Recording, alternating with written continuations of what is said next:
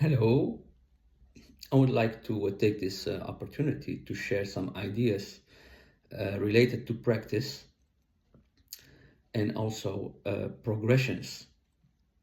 First, I would like to zoom in on this idea of progressions, and an example can be the ring muscle up, which is a movement from gymnastics where you go from a hang to a support.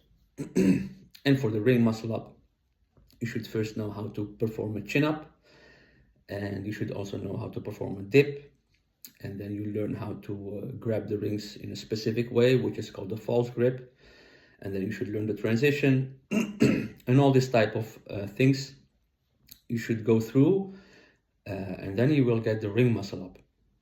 Or another example can be the one arm handstand.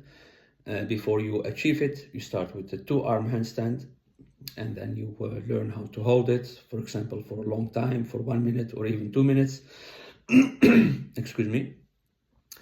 And then after a while, you go to all these progressions that all different teachers give you, how to perform lean into one side, weight shifting, etc., etc.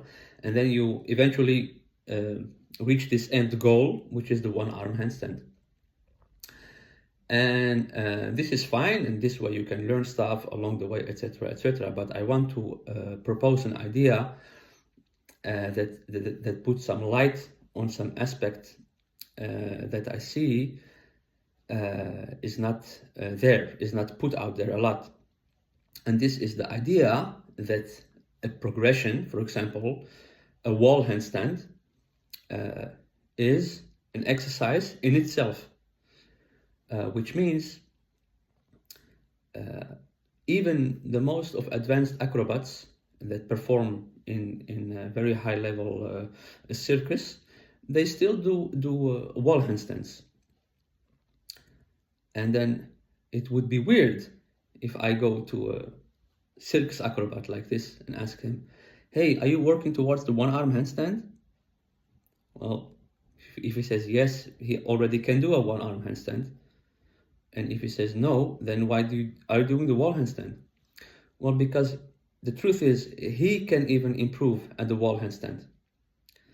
And so this is where practice comes back again, in the sense that the doing things with the perspective of practice, you don't necessarily have to have a certain goal to do something.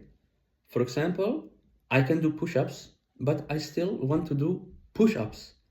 I'm not working towards a one-arm push-up or finger push-up.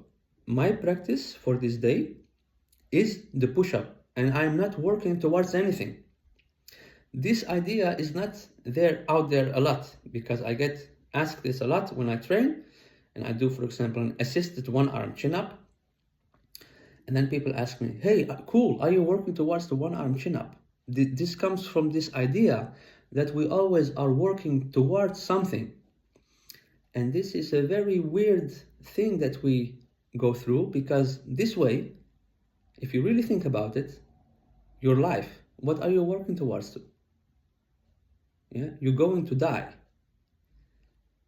So I can actually answer, yeah, I'm working towards my death, and then people will look at you weird.